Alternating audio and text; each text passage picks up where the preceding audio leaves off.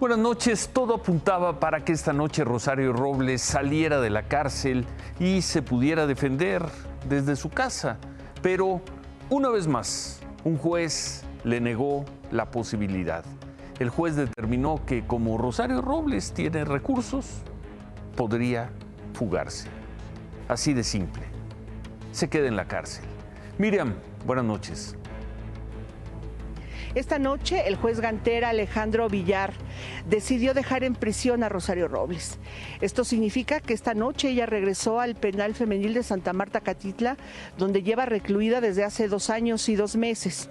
Además, en esta audiencia, el juez consideró desechar la propuesta de los abogados de Rosario Robles para que ella dejara la prisión y pudiera seguir su proceso dentro de su casa, ya que consideró el juez que esto lo único que provocaría es darle las facilidades para que ella saliera del país, pudiera salir del país y evadir la justicia, por lo cual había un riesgo elevado de fuga. También desechó en esta dura decisión, como lo tomaron sus abogados y su familia, la posibilidad de tomar en cuenta que ella tenía ya problemas de salud.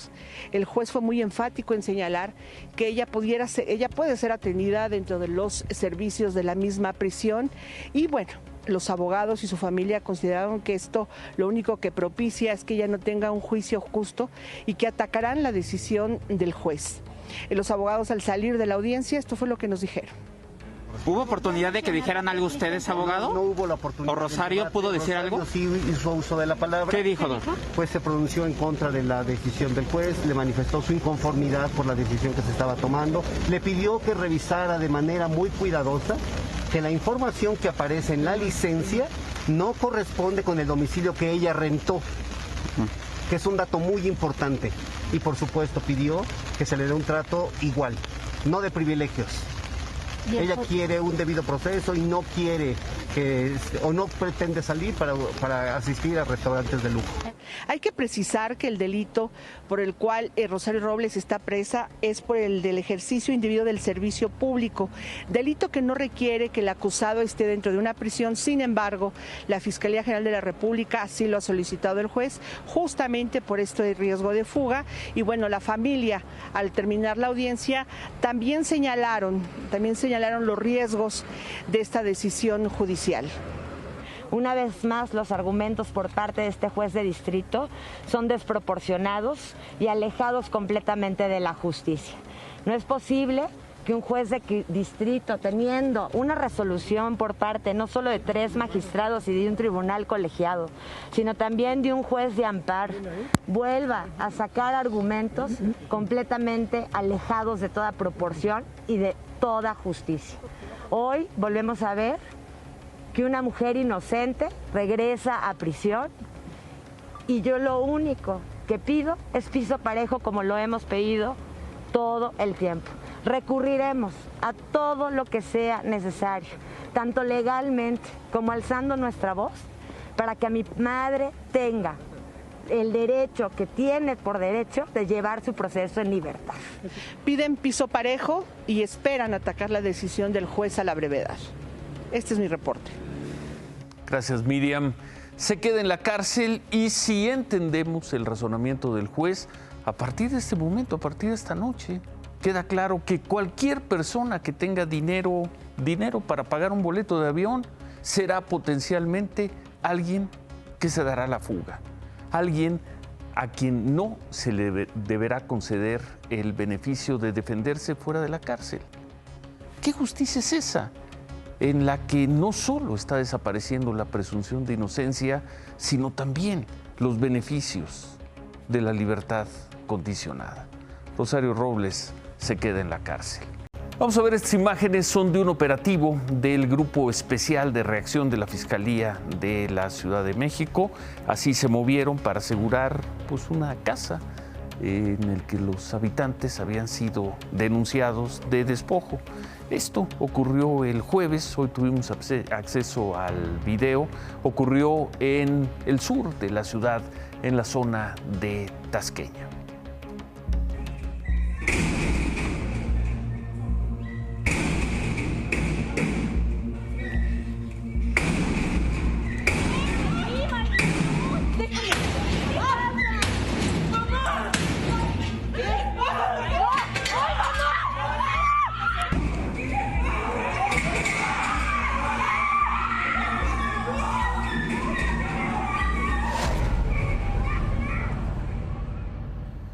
Pues así llegaron estos agentes. En la casa se encontraba la señora María Angélica Velarde con sus 2 hijas, una de ellas menor de edad.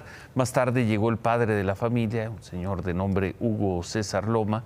Todos fueron desalojados de la vivienda. Ese mismo día presentaron una denuncia ante la Fiscalía para delitos cometida por servidores públicos porque dicen hubo abuso de autoridad, lesiones y ejercicio ilegítimo de la autoridad. La familia Loma Velarde enfrenta una denuncia por despojo interpuesta por una mujer que asegura ser la propietaria de ese terreno, de ese predio.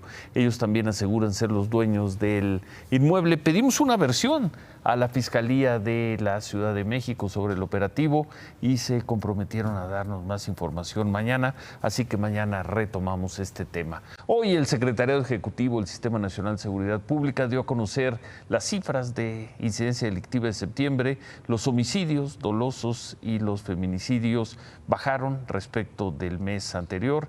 Ahí están las cifras en cuanto estaban en agosto y en cuanto están en septiembre. Ahí está, homicidios dolosos, más feminicidios, y hay un descenso. Aumentó el robo con violencia, sí subió, pasó de 17.500 a más de 18.000 en septiembre. El secuestro bajó de nuevo, pero pues como siempre aquí esta cifra hay que ponerle un asterisco, bajó, pero cuando comparamos esas 74 víctimas de secuestro que registra el Sistema Nacional de Seguridad Pública con la cifra que maneja alto el secuestro, cada vez es mayor la diferencia. ¿Por qué? ¿Por qué cifra y cuál de estas 2 cifras nos debemos guiar? ¿Con la del gobierno o con la de la organización Alto al Secuestro? Aquí hemos informado sobre la creciente violencia en Zacatecas con los datos que publicó hoy el Sistema Nacional de Seguridad Pública. Zacatecas rebasó en estos 9 meses la tasa de víctimas de asesinatos que tuvo todo el año pasado.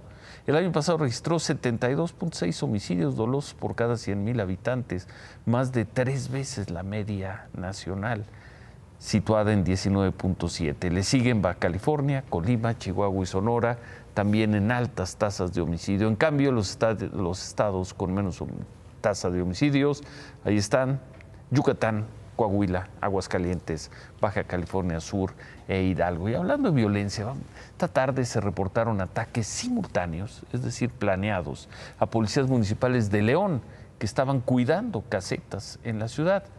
Murió un policía en estos ataques, otros 2 resultaron heridos, también un civil quedó lesionado. Los ataques ocurrieron entre la 1:20 y las 2 de la tarde. En la caseta que está en la colonia San Felipe de Jesús murió el policía a cargo. No se dio más información. Ataques escalonados, planeados así para matar policías municipales.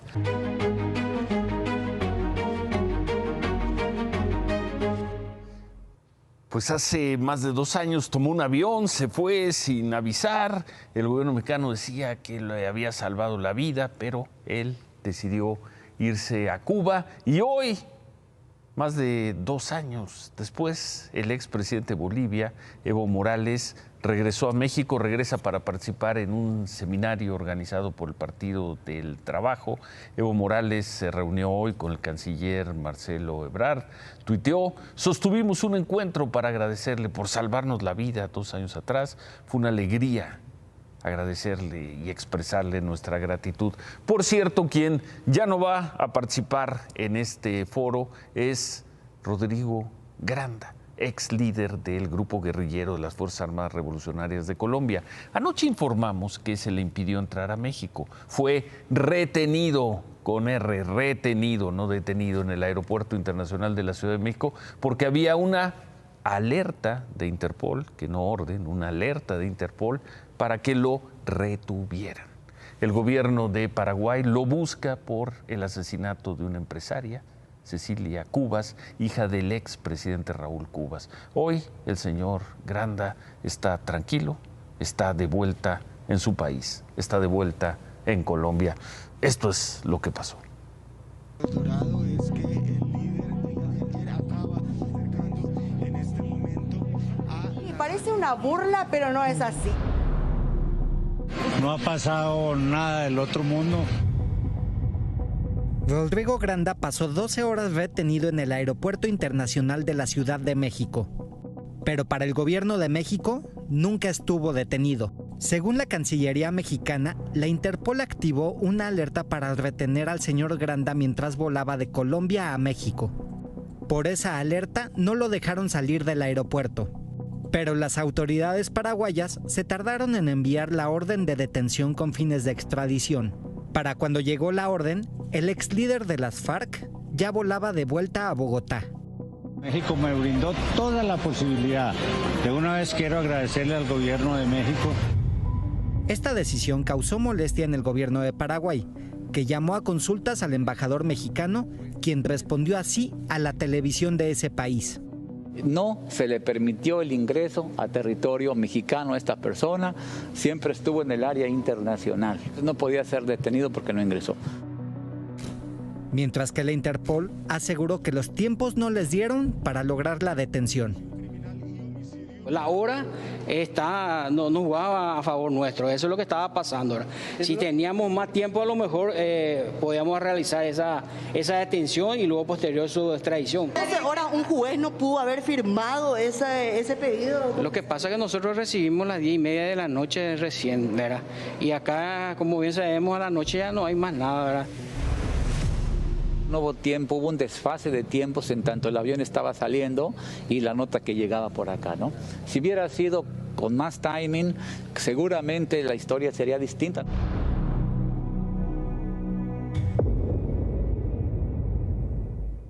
Habría sido un gran escándalo que el gobierno mexicano, amigo de venezolanos, cubanos, de estos grupos colombianos, detuviera, o que en territorio mexicano se detuviera y se llevara a Paraguay a un líder de la guerrilla colombiana. En fin, así se resolvió el asunto. Esta tarde la Policía Nacional de Colombia aseguró que el señor Rodrigo Granda sabía que no podía salir del país y que existía esa alerta de Interpol para detenerlo.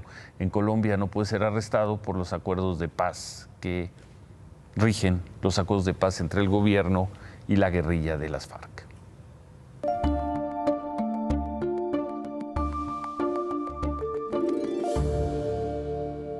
Si se toma como fecha de inauguración del aeropuerto de Santa Lucía, el aeropuerto Felipe Ángeles, el 21 de marzo, mañana faltarán 5 meses para que se inaugure. No sabemos si nada más se inaugure o inicie operaciones el aeropuerto de Santa Lucía.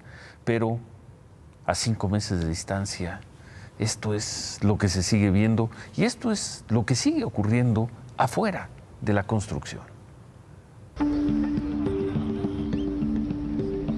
Nosotros vamos a ser desplazados, no incluidos. No generamos ningún impacto, no generamos la atención de nadie. Los tractores se toparon con varillas. Los avisos que advierten sobre el uso agrícola de estos terrenos se ahogan entre montículos de tierra que deja a su paso la construcción de una nueva carretera. Todo sucede en Tonanitla, Estado de México, un pequeño municipio de vocación agrícola que tiene la mala fortuna de estar en el camino de una mega obra, la del Aeropuerto Internacional Felipe Ángeles. ¿Cómo les afecta? Su carretera de paso de 2 carriles se convertirá en una vía rápida para conectar el circuito exterior mexiquense con el nuevo aeropuerto. La ampliación, que ya avanza sobre terrenos ejidales, se extenderá por cerca de 5 kilómetros y no combinará con arados, tractores ni trilladoras. Esa vialidad nos va a afectar a todos, nos va a mutilar. ¿Cómo es? No nos han dado más bien la información clara de cómo está el proyecto. Por eso, y porque no han informado con claridad de las demoliciones que harán de propiedades a la orilla de la actual carretera, y porque el gobierno federal no ha terminado de pagar terrenos, según denuncian los propios ejidatarios, pobladores de Tonanitla pararon hoy los trabajos de esta autopista. Bloquearon durante 5 horas los caminos hacia los frentes de esta obra, uno de los principales ejes de conexión al nuevo aeropuerto que en teoría deberá estar terminada en 5 meses. Otra de nuestras indignaciones es que no hay una forma de integración económica, ¿no? Hicieron una mesa de economía y nos dijeron, nos vamos a integrar al desarrollo porque esto va a tener beneficios. Preguntamos cómo y nos dijeron, pues van a haber 100 plazas. ¿100 plazas de qué? Con 100 plazas no se mantiene una comunidad de 10,000 habitantes. La comunidad asegura que no se opone al desarrollo, se opone al despojo, a las obras en 48 hectáreas que son del ejido y de uso común. Hoy hubo protesta, música de banda, cohetes en el aire y hasta una misa a San Isidro Labrador, el patrón de los campesinos. Lo que no hubo fue una representación del gobierno federal con la cual hablar. Nos conmueve mucho estar en el papel que nos tocó en este megaproyecto, el rol que nos tocó en este megaproyecto sí es preocupante.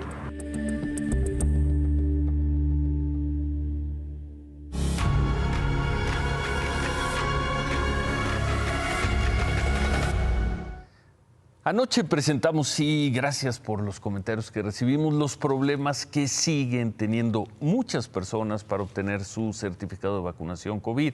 Estos problemas continúan y las soluciones son dispares, son muy irregulares. Ya en la frontera hay quienes ya tienen su pase para entrar y salir, pero va a mejorarse el sistema de certificación. En eso están. A 19 días de que se reabra la frontera terrestre entre México y Estados Unidos para todas las actividades, muchos ciudadanos no cuentan con el certificado de vacunación que les permitiría entrar a Estados Unidos. En Tijuana, las personas siguen formándose desde la madrugada en las oficinas de la Secretaría del Bienestar para poder corregir los errores de sus certificados. Son las 6, las 7, las 8, las 9, las 10, las 11. A las 12 inténtelo. Ya le capturé su segunda dosis, ya. Como que en 6 horas vuelva a capturar su segunda dosis. Ya no se lo va a dar, ¿eh? Ahí algunas personas han tenido suerte. Miguel Sevilla, servidor de la Nación, atendió esta mañana a las personas mayores de 60 años y desde su celular capturó los datos de las papeletas de vacunación y corrigió los errores de los certificados. Falta de alguna dosis, error en las fechas de vacunación o repetición en el número de lote. Una vez que estoy aquí, pues veo la situación de las personas adultas y es como me nace en empezar a ayudarlas porque el frío y todo. Aproximadamente yo creo que llevo unas 15, 20 personas atendidas, ayudándoles a completar su esquema de registro para que puedan imprimir su certificado de vacunación. Los menores de 60 años o quienes no alcanzan a ser atendidos en la calle por este servidor, esperan sentados a que sea su turno de ingresar y poder tener una solución. Y para el resto del país, existe una página de internet para intentar corregir los datos. Pero la queja constante de quienes la consultan es que nadie responde a las solicitudes enviadas. Y hay casos como el de Marco. Él se vacunó en Puebla en agosto, pero la página muestra que no hay ningún registro, por lo que ni siquiera puede solicitar una corrección. Y ante la falta de respuesta de las autoridades, la única opción de los muchos afectados será esperar a que el gobierno federal cumpla lo prometido. Una posibilidad que estamos explorando es un mecanismo rápido de certificación en donde las propias personas puedan contribuir a aportar directamente en una plataforma las pruebas de su vacuna, su papeleta, y esto con un mecanismo automatizado puede incorporarse al certificado. Increíble. ¿Por qué si esto estaba funcionando razonablemente bien en julio, ya no está funcionando ahora? ¿O no está funcionando bien para todas las personas? Vamos a seguir con el tema mañana. ¿Cómo va la vacunación? 77.6% de los mexicanos mayores de 18 años ya tienen al menos una dosis, son los puntos verdes. Si quitamos el 20% de la población que seguramente no se va a vacunar, pues ya se logró el objetivo de vacunar a toda la población adulta. Kimberly, buenas noches. Buenas noches, Ciro. Y vamos a ver cómo va la pandemia, pero a nivel global.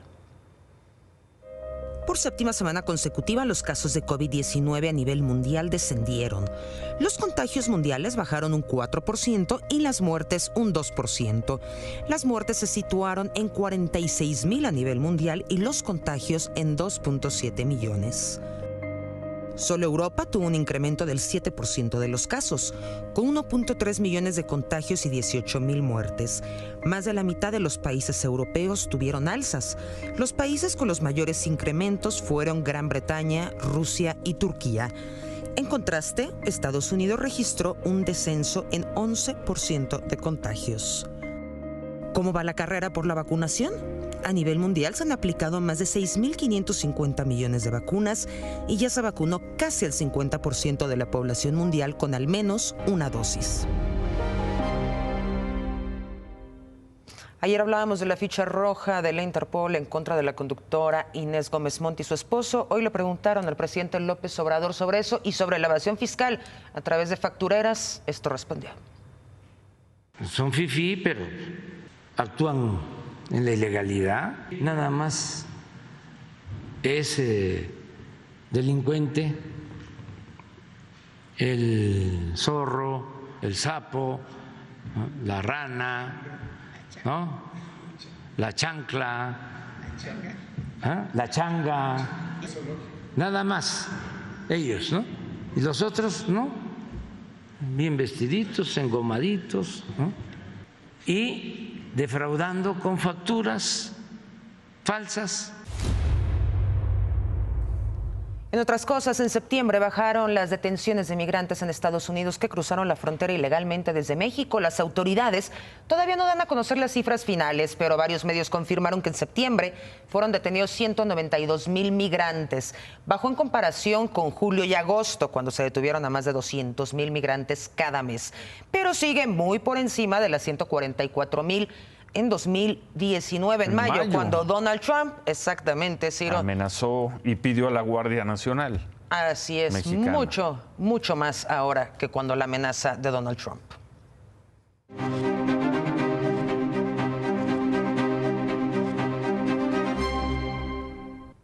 Es el tercer día de la discusión de la miscelánea fiscal en la Cámara de Diputados. De madrugada se calentaron los ánimos en San Lázaro.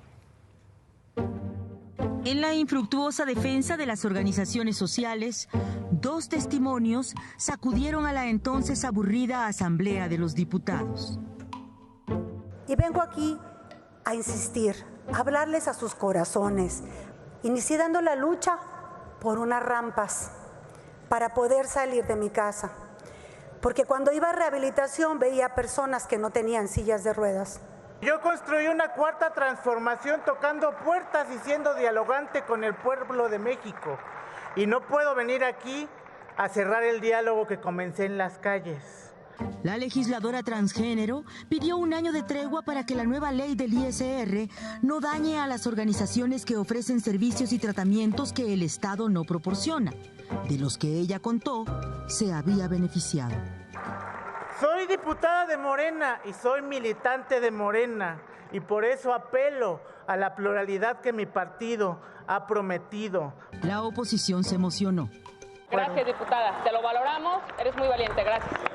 Nos adherimos como grupo parlamentario del PRD a la propuesta de la diputada. Pero nadie de Morena la respaldó. Y ante una votación a mano alzada, la propuesta de la diputada Clemente García se descartó. Muchas gracias. Diputada presidenta, mayoría por la negativa. Fue así que comenzó el pleito. Es una burla el descaro que tiene en su afán autoritario Morena en este Congreso. Pónganse a leer, entiendan las reglas del juego. Ponte a leer tú, Carlos. Y entre gritos de tablero de la oposición y el revire de la mayoría y sus aliados de que no había dudas sobre el rechazo de la propuesta,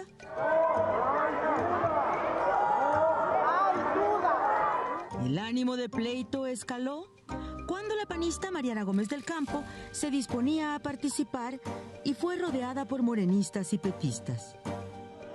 Los panistas Elías Licha y Arturo Espadas subieron a la tribuna. El diputado Espadas intentó quitar a la morenista Irma Juan Carlos y a la petista Margarita García.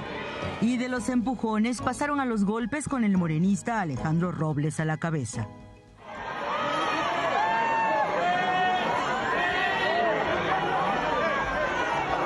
El vicepresidente de la mesa directiva, Santiago Krill, pedía calma.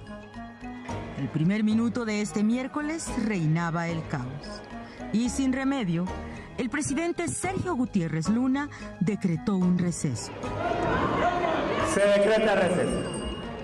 75 minutos después, se retomó la infructuosa y aburrida sesión en la que ninguna defensa a las organizaciones sociales prosperó.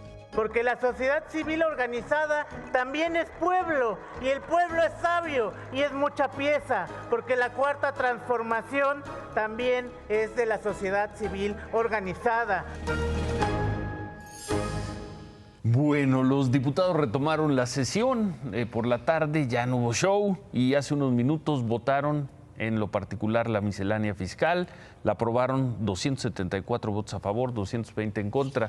Hubo pocos cambios, uno de ellos es que se aceptó hacer esta eliminación de sanciones por incumplimientos fiscales para los mayores de 18 años, que a partir del 2022 deban incorporarse en el Registro Federal de Contribuyentes. Ahora van a seguir con la discusión de la Ley de Derechos y la Ley de Ingresos, que mañana serán enviadas al Senado. Kimberly, gracias. Gracias, Ciro. Pero antes de irme, el Departamento de Justicia de Estados Unidos solicitó a la Corte Federal de Nueva York que el juicio en contra de Genaro García Luna se realice a mediados de 2022. Calcula que el proceso duraría 8 semanas. Él enfrenta cargos por narcotráfico y operaciones con recursos de procedencia ilícita. Bueno, y hoy la empresa Carso Infraestructura informó que firmó un convenio de colaboración y un acuerdo reparatorio con el gobierno de la Ciudad de México para hacer los trabajos de rehabilitación de la línea 12 del metro. ¿Qué es lo que informaron que van a hacer? Van a reparar el tramo que se cayó entre las estaciones Olivos y Tezonco, van a reforzar el tramo metálico elevado construido por ellos y lo van a hacer ajustándose al nuevo reglamento de construcciones que se modificó después de los sismos de 2017. Todo esto lo van a hacer a partir del diseño y proyecto ejecutivo que elaborarán el gobierno de la Ciudad de México y el Comité Técnico Asesor. Además, Carso aclaró que ellos no son responsables de los hechos ocurridos el 3 de mayo, pues ellos entregaron la obra en 2013 a satisfacción de las autoridades. Dicen también que para resolver de manera anticipada los procesos legales decidieron llegar a este acuerdo reparatorio y manifiestan su interés para colaborar con el Fondo de Indemnización para las Víctimas.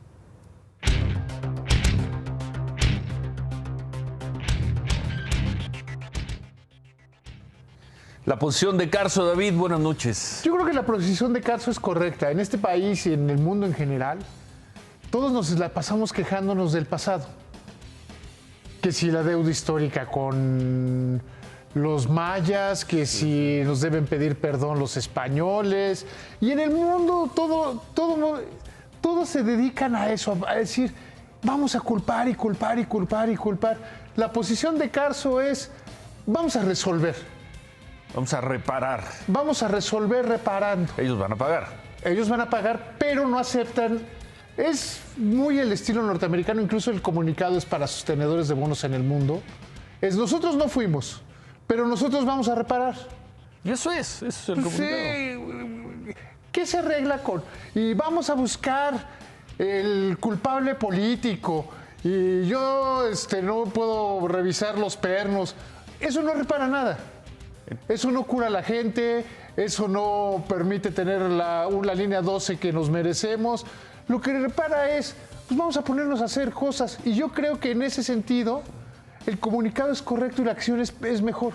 Es un acuerdo, se habla de un acuerdo reparatorio, no se dan cantidades, no se dan plazos. No, dicen que estamos dispuestos a reparar.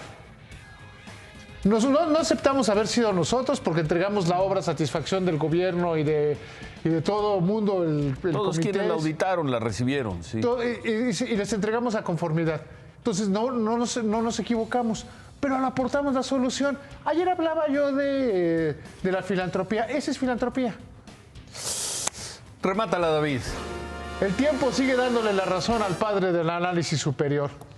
Cuando este gobierno decidió que iba a ser una ley que todos los que tenían teléfonos celulares se tenían que registrar y que tenían que dar sus datos biométricos y todo eso.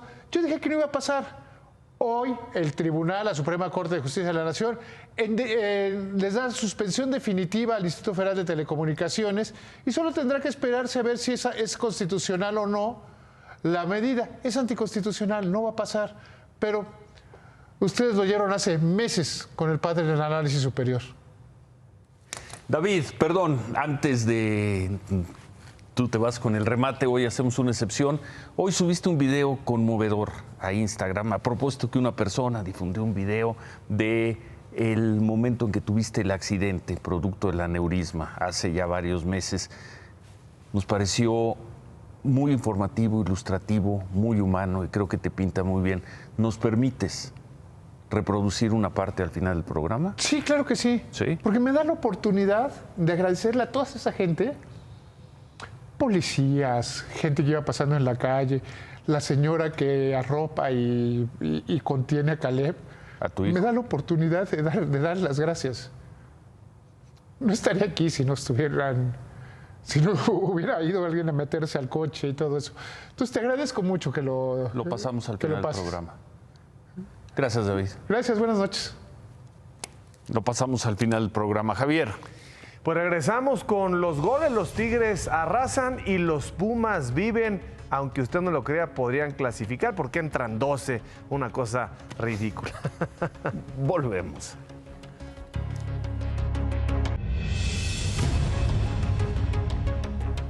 Una persona subió a redes sociales un video de cómo sacaron a David Páramo de su auto el viernes 30 de abril.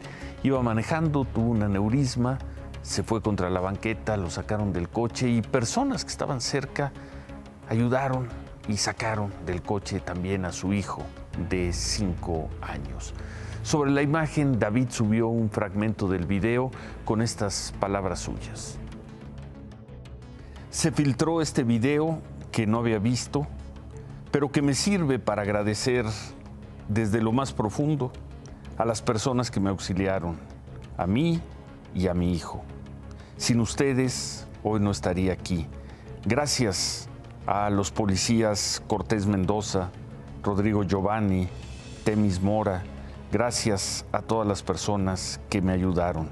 Sin ustedes, hoy no estaría aquí. Dios los bendiga siempre. Quisimos compartir ese momento con David, con estas palabras de David Páramo. Se quedan con ¿Qué importa? Gracias. Buenas noches. Ánimo.